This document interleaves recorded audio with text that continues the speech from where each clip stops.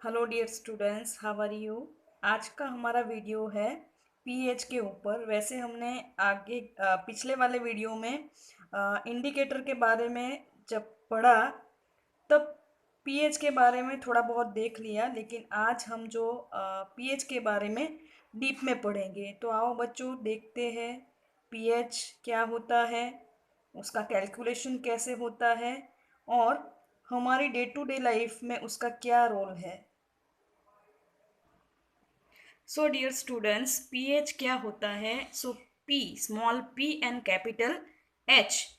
तो pH stands for potens de hydrogen, मतलब hydrogen ion का पावर। और ये डेनिश लैंग्वेज का वर्ड है, यानी कि सॉल्यूशन के अंदर हाइड्रोजन का पावर कितना है वो हम इसमें मेज़र करते हैं। और पीएच की वैल्यू अगर फाइंड करनी है तो उसके लिए एक इक्वेशन है, pH is equal to minus log H plus. और ये सारा मेजरमेंट है वो रूम टेम्परेचर पे होता है। सो डियर स्टूडेंट्स, यहाँ पे पीएच की वैल्यू कैलकुलेशन करने से पहले एक पॉइंट का अच्छे से जानना बहुत ज़रूरी है। वो है कि कोई भी सॉल्यूशन को हम बोलते हैं ना कि ये जो सॉल्यूशन है वो स्ट्रॉन्ग है या वीक है, डाइल्यूट है या कॉन्सेंट्रेटेड है। ठीक है बच्चों, तो कॉन्सेंट्रेशन क्या होता है। कॉन्सेंट्रेशन जो है वो जनरली मोलारिटी में मेज़र किया जाता है। तो मोलारिटी क्या है, तो molarity number of moles of the solute present in 1 liter of solution, and it is represented in square bracket। तो मोलारिटी जो है, मोलारिटी वो होती है कि 1 लीटर के अंदर सॉल्यूट के कितने मोल्स प्रेजेंट है। ठीक है बच्चों, और यहाँ पे जैसे कि सपोज हाइड्रोजन आयन को रिप्रेजेंट करना है, ठीक है, तो यहाँ पे स्क्वायर ब्रैकेट में लिखा जाता है। तो आप लोग देख सकते हो यहाँ पे H प्लस आयन जो है वो कहाँ पे लिखा है डियर स्टूडेंट्स, स्क्वायर ब्रैकेट के अंदर लिखा है मैंने। तो एक एग्जाम्पल लेके मैं एक्सप्लेन करूंगी ताकि आपको अच्छे से समझ में आ जाए। जैसे कि अगर वाटर की बात करें हम, ठीक है, तो वाटर के अंदर H प्लस आयन का कॉन्सेंट्रेशन कितना है। तो डियर स्टूडेंट्स, यहाँ पे H2O वाटर का जो फॉर्मूला है वो क्या है, क्या लिखते हैं हम, सिंबॉलिक रिप्रेजेंटेशन देना है तो H2O लिखते हैं। तो यहाँ पे दो चीज़ होती है, HOH क्या होता है, H2O मतलब HOH। यहाँ पे मैंने लिख दिया है ताकि आपको अच्छे से समझ में आ जाए। H2O उसको हम ऐसे भी लिख सकते हैं HOH। ठीक है डियर स्टूडेंट्स, तो यहाँ पे वाटर जो है उसका पीएच है वो न्यूट्रल है। तो न्यूट्रल क्यों है, उसका पीएच न्यूट्रल होने का एक रीज़न है, क्योंकि वाटर के अंदर जितने आयंस जो है H के होते हैं उतने ही आयंस किसके होते हैं बच्चों, OH माइनस के। ठीक है, so concentration of H ions is equal to concentration of OH minus ions.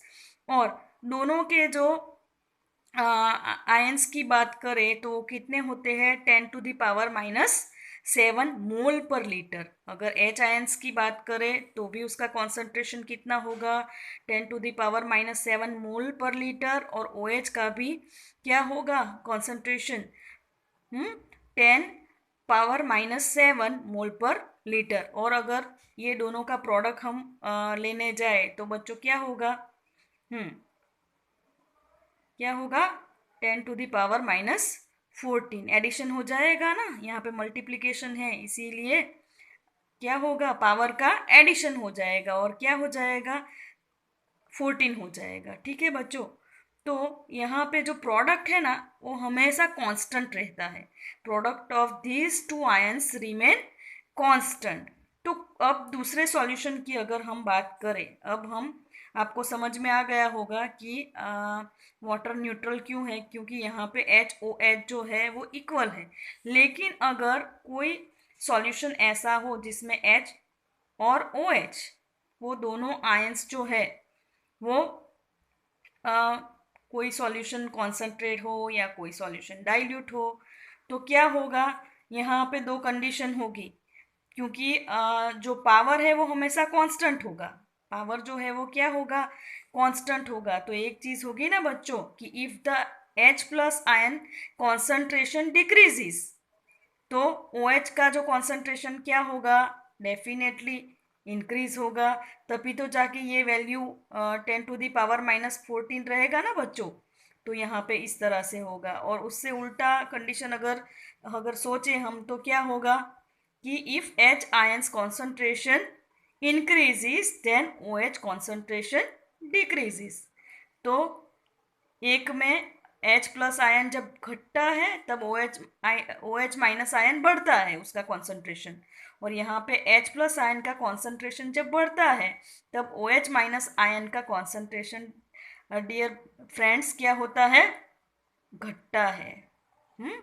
तो ये रेशियो जो है इस तरह से कुछ मेंटेन होता है। और ये उसका प्रोडक्ट जो है वो हमेशा कांस्टेंट रहता है। क्या होता है, कांस्टेंट रहता है। तो बच्चों अब आगे देखते हैं।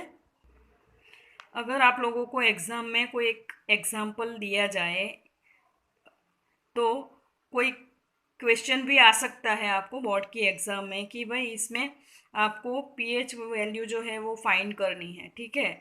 तो यहाँ पे मैंने एक एग्जांपल लिया है आप लोगों के लिए कि जिसमें आपको पता चलेगा कि कोई भी सॉल्यूशन है उसका पीएच हम कैसे जान सकते हैं। तो if H plus ion concentration under normal condition of an acidic solution is 10 to the power minus 5, then calculate its pH value। तो यहाँ पे बच्चों क्या दिया है, कॉन्सेंट्रेशन दिया है। क्या दिया है, एस सॉल्यूशन जो है वो एसिडिक है बाय नेचर और उसका कॉन्सेंट्रेशन दिया है। कॉन्सेंट्रेशन किस में दिया है, हाँ यहाँ पे मोलारिटी में दिया है, ठीक है। तो डियर स्टूडेंट्स, जैसे पहले मैंने बताया कि H प्लस आयन का कॉन्सेंट्रेशन जो है हमेशा स्क्वायर ब्रैकेट में लिखा जाता है। तो H plus ion in square bracket, तो यहाँ पे मैंने इसकी वैल्यू लिख दिए है। और ऊपर मैंने आप लोगों को बताया कि pH stand for potential hydrogen. और उसको उसकी वैल्यू जब फाइंड करनी हो तो आपको कौन सा इक्वेशन लिखना है, pH is equal to minus log H plus ion, ठीक है। तो वो फॉर्मूला यहाँ पे हम लिख देते हैं, pH is equal to minus log H plus ion. और हमको पता है कि उसका कॉन्सेंट्रेशन जो है वो 10⁻⁻5 m है। तो यहाँ पे वो वैल्यू जो है वो मैंने लिख दी है।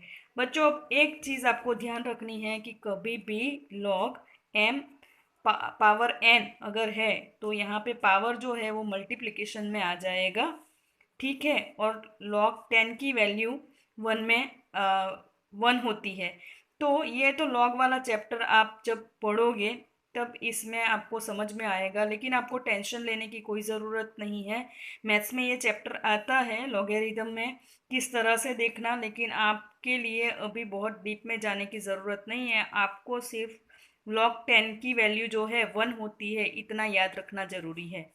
तो डियर स्टूडेंट्स, यहाँ पे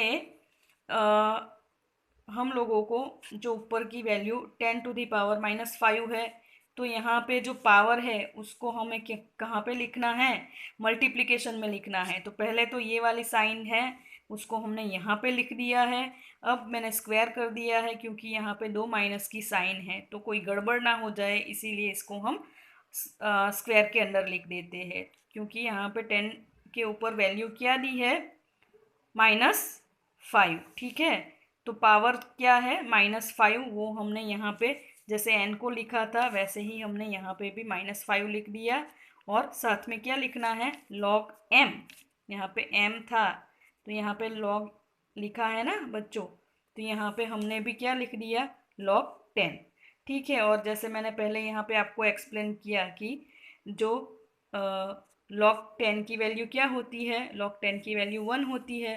तो यहाँ पे माइनस माइनस निकल जाएगा तो यहाँ पे 5 हो जाएगा। और ये जो log 10 है इज इक्वल टू, हमको पता है कि 1 है, 5 इंटू 1 इज इक्वल टू 5। यानी कि जो सॉल्यूशन की पीएच जो है, अगर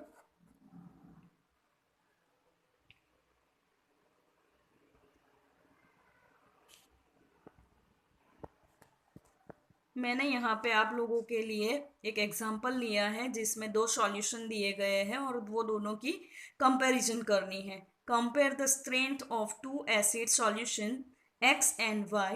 the pH value of x is equal to 2 and pH value of y is equal to 4। तो हमें पता है वैसे तो कि मतलब जैसे जैसे pH पेपर के ऊपर हम लोग 7 से लेफ्ट हैंड साइड पे जाते हैं, वैसे वैसे सॉल्यूशन का नेचर जो है एसिडिक होता जाता है, उसकी एसिडिटी बढ़ती जाती है। पीएच की वैल्यू जितनी कम उतना उसका एसिडिक नेचर मतलब वो वाला सॉल्यूशन उतना ही ज़्यादा स्ट्रॉन्ग एसिड होगा। तो बच्चों याद करो, मैंने एक इमेज भी दिखाई थी, रेफरेंस में मैंने एक स्ट्रिप भी दिखाई थी।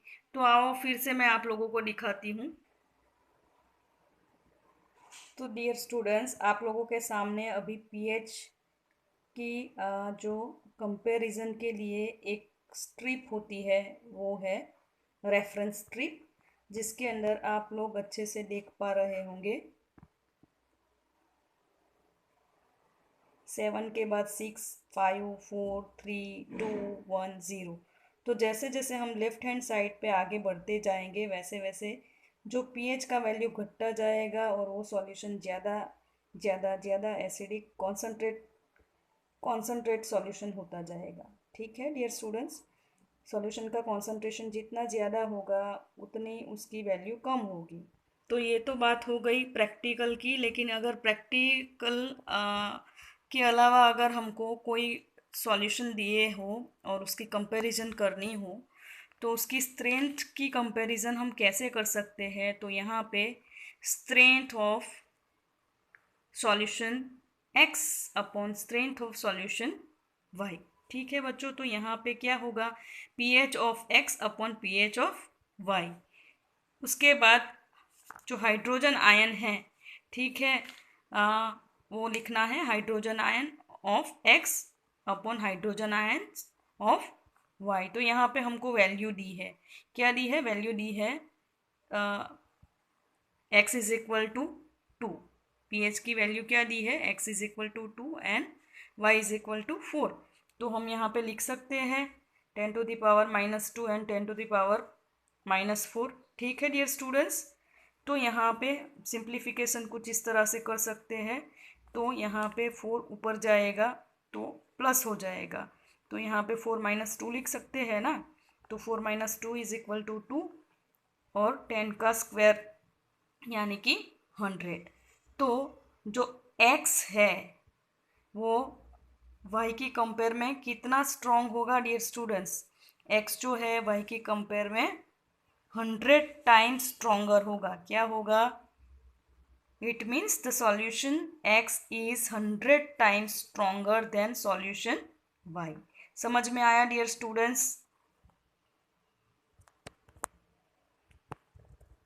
अब हम pH की वैल्यू हमारी लाइफ में क्या है उसके बारे में देखेंगे। So importance of pH in everyday life. तो pH क्या ह्यूमन बीइंग के लिए ही इम्पोर्टेंट होता है?